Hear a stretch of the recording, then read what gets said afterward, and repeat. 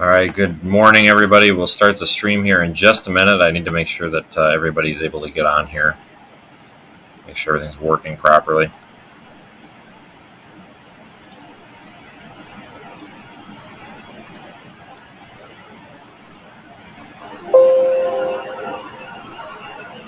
Okay. So you can see on screen there we've got that enhanced risk for severe weather today. We're taking a look at some severe weather threats that are down in the southern part of the United States. We've got that orange area, which is the enhanced risk for severe weather. That's for portions of eastern and southeastern Arkansas, northern Mississippi, and then northern Alabama. It does include that sliver of southern Tennessee there as well. Now, there is a 10% chance for tornadoes with this. Let's take a real quick look at that. We'll put that on screen.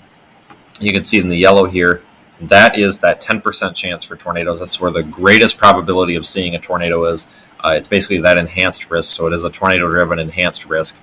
There's that large brown circle around it. That is the 5% risk, and then, of course, the 2%. But our area of focus today is really going to be on that enhanced risk for severe weather. Let's look at the other probabilities. We've got the 15% hail and the 15% wind as well. But what we're most interested in right here is this area of enhanced risk for storms. We're going to be live streaming later on this afternoon. It looks like we could see storms fire in this area between maybe 1:30, 2 o'clock p.m., probably more like 3 at the latest, all the way up until maybe 8 or 9 p.m. as these storms move from west to east. Let's take a real quick look at the HRRR model. And we're going to look at, we're going to cheat. We're not going to break this down a whole lot, but we're going to immediately go to the forecast reflectivity, which is a product of what this weather model believes that the radar will look like at a certain time. Now, instead of breaking down all the composite indices and all that and boring everybody with the details, we're just going to look at a couple of things here, and then I'm going to give you a summary of my thoughts. So here we approach 2 or 3 p.m., and the HRRR model is showing that line of cells here developing kind of more of a squall line with maybe some embedded tornado potential in the 2 to 4 p.m. time frame moving across northwest Mississippi. You can see as we progress the model forward, the system does lose a little bit of its steam, but it does move into northern Alabama later on tonight by 7 or 8 p.m. But you can see these storms do fire maybe some prefrontal renegade cells, as we've been referring to them as, maybe around 1 o'clock, 2 o'clock, forming in northern Mississippi. Soundings are decent. The hodographs are okay in this area. One of the reasons that we're looking at severe weather is we've got some decent instability here. We've got temperatures in the mid-70s, low to mid-70s across the severe weather risk area. And then we have one of the other ingredients needed for severe weather, and that would be moisture. And we've got plentiful dew points. We've got a streamer here of low 70s dew points moving into northwest Mississippi later on this afternoon, as well as pretty much the entire risk area. The HRRR is resolving some drier air up here, as you can see there at the intersection where Mississippi, Alabama, and Tennessee all come together. But there could be ongoing convection there, and we're not going to get too picky with these models here. I do want to look at a couple of indices, one being, let's see, we'll look at some surface-based CAPE. This is an indice that basically gives us a number of in units of how unstable the atmosphere is, how much energy there is in the atmosphere. And you can see the HRRR is coming in a little less bullish with the surface-based CAPE. Earlier it had the surface-based CAPE up here farther north. Not sure if that's a trend or what, but if we look at MU CAPE,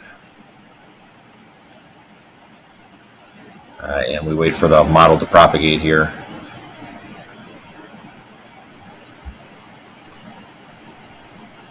Yeah, you can see the HRRR keeps a lot of the CAPE a little bit farther south. So it looks like we may end up wanting to target just a little bit farther south. Right now I'm in Tunica, and I want to bring up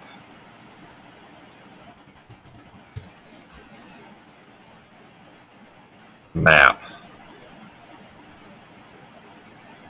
Any day now. This hotel internet is absolutely ridiculous. You can see the map there, right there. There's my blue dot. I'm in Tunica near South Haven in the Memphis area. However, I think we're going to end up wanting to go a little bit farther south. You can see I-55 right there in the middle of the screen. We're going to head toward Jackson here shortly, which will put us in the vicinity right there of Grenada. And I think we're going to head toward Grenada. And this is going to let us catch these storms as they move off from the west to the east. And there is an east-west option there. I've been eyeing that since last night, but I just could not make the drive all the way to Grenada. So I decided to head here to Tunica. Let's look real quick at the Storm Prediction Center Day 1 Outlook again so we can see some cities on there. We'll do cities and interstates, and we'll zoom in.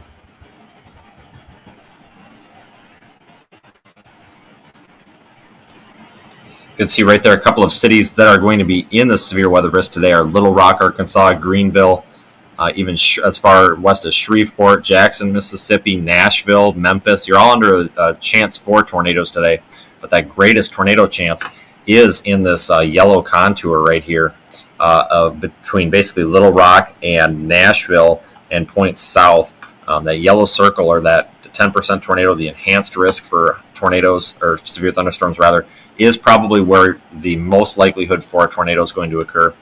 There's some concerns here with coverage and instability and such because we've got some ongoing showers and thunderstorms this morning.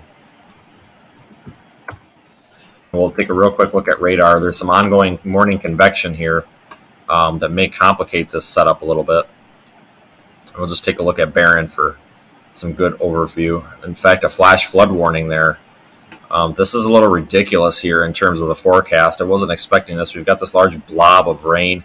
You can see there across northern Mississippi, and with the radar in motion there, it's not really going anywhere. I mean, it is moving off to the northeast. However, it does appear to be kind of back building on itself or moving very slowly. And you can see that red box. It's a flash flood warning. In fact, that flash flood warning is for Calhoun County and Yalobusha County in northwest Mississippi. 4 to 5 inches of rain have fallen, and additional rainfall amounts 1 to 2 inches are possible in this warned area. Flash flooding is ongoing. Flash flooding is caused by severe thunderstorms, and law enforcement is reporting flash flooding in the Bruce, Mississippi area. Some locations that will experience flash flooding are Bruce, Pittsboro, Shepherd, Schoona, Ellard, Bounds, Benwood, Tyson, Spearman, and Gums. And this is, again, a flash flood warning until 12:30 p.m. For Calhoun County and Yalobusha County in northern Mississippi. So that's going to complicate things. I wasn't really expecting this. However, the HRRR did predict this, but I don't think to this extent. So I think our severe weather threat, in all honesty today, I think is a little bit lower than expected. However, I think this area of convection or these ongoing showers and thunderstorms could inhibit that instability moving all the way north. So we probably are going to want to be on the southern edge, or just the southern side of where this complex of storms is. You can see it's training. It's basically moving off to the northeast there and affecting the same area. So it's a flash flood potential there if you're under that shield of precipitation, a convective precip, those convective showers and thunderstorms. No severe weather threat with those right now. But if it's raining, we're not going to get that instability, that warm, moist air to move north. So I think we're probably going to be want to be on that south side of that. I think the Grenada area is pretty much right there. So I think I'm going to head down I-55 and get just south of that shield of precipitation where we can probably intercept severe weather later on today.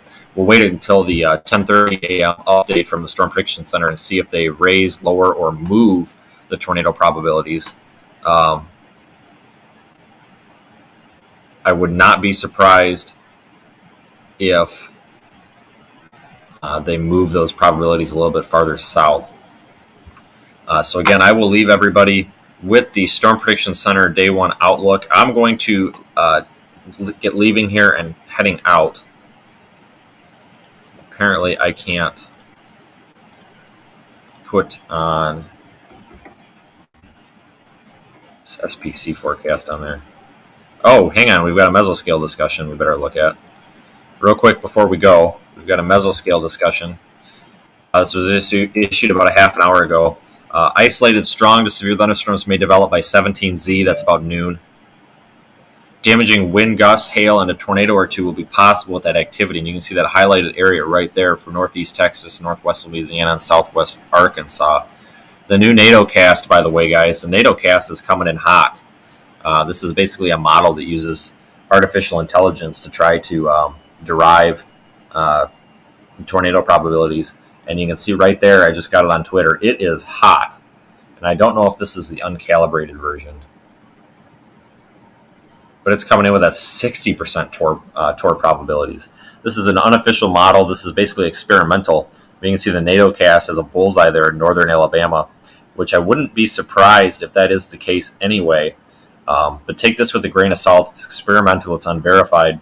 But that is the NATO cast model that kind of became famous last night for painting a giant bullseye over the southeast. But you can see this mesoscale discussion. If you're in that purple circle right there, you're in the mesoscale discussion. It means that a watch is possible. The Storm Prediction Center is thinking about issuing a watch. 60% possibility of that. It looks like it may be a tornado watch even. A quasi-stationary boundary extends from west to east across portions of far northern Texas, southern Arkansas, western Tennessee. Isolated but elevated thunderstorms are ongoing across eastern Oklahoma and northern Texas along the Red River in a strong warm advection regime ahead of a surface low that's located northwest of the DFW metro. Now, elevated, that means that they're not rooted to the surface. These storms, the base is basically up above a layer of stable air. Tornado threats generally minimal with those types of storms. To the south of that boundary, surface dew points are mainly in the 60s to 70s degrees Fahrenheit, and lapse rates are near 8 Celsius per kilometer. And and they also noted that in an observed sounding, it looks like. Downstream, lapse rates were 6.5 to 7 Celsius per kilometer. And rich warm sector moisture beneath moderate mid-level lapse rates is resulting in ML Cape or Cape values between 500 and 1,000 joules a kilogram ahead of already this morning. So they're talking about a warm, moist, unstable atmosphere with a lot of energy in it, or modest energy anyway. Invisible satellite imagery shows a broad agitated cumulus field across the Arklatex region with vertical development apparent in the short-term loops. Now what they're talking about there is they're explaining that there's a field of cumulus clouds or some small bubbling clouds that we see that are precursors to severe weather development or storm development. Mid and upper forcing associated with the ejecting trough over the Oklahoma-Texas panhandles will remain somewhat limited. However, thunderstorm coverage is expected to increase around the 3 to 2 o'clock, or I'm sorry, the noon to 1 o'clock area Central Time as the surface load develops eastward along the frontal wave. 35 to 45 knot low-level jet will overspread the region. That's that low level just above, basically a kilometer or two up in the air, those low-level winds or mid-level winds. Additionally, the Fort Worth VWP indicates an elongated straight photograph in the mid and upper levels, and combined with moderate mid-level lapse rates, strong storms may be able to produce severe hail. Convective trends are being monitored, and a watch may be needed for portions of the mesoscale discussion or the circled area in the next couple of hours. So it looks like they're thinking about maybe a severe thunderstorm watch in the next few hours for northeast Texas, southwest Missouri, northwest Louisiana. So with that, I am going to jump out of here, guys. It is time for me to get going and get prepared to get in position. Here's that enhanced risk for severe weather today. Portions of Arkansas, Mississippi, Alabama. If you're in that, have a way to receive warnings. We will be streaming live later on. Be sure to subscribe on YouTube. If we look ahead at day 3, you can see we've got another area on Friday, a slight risk, extending all the way back from basically the DFW area all the way up to Bowling Green, Kentucky. That's a large area of slight risk. And then day 4, Saturday, we're talking about being right back where we are for another severe weather chance. So I appreciate everybody who's monitored along with us, and we're going to be leaving this morning here, and we're going to figure out exactly where we need to go, and we'll be live streaming this event. So thank you, everybody, for monitoring with us and following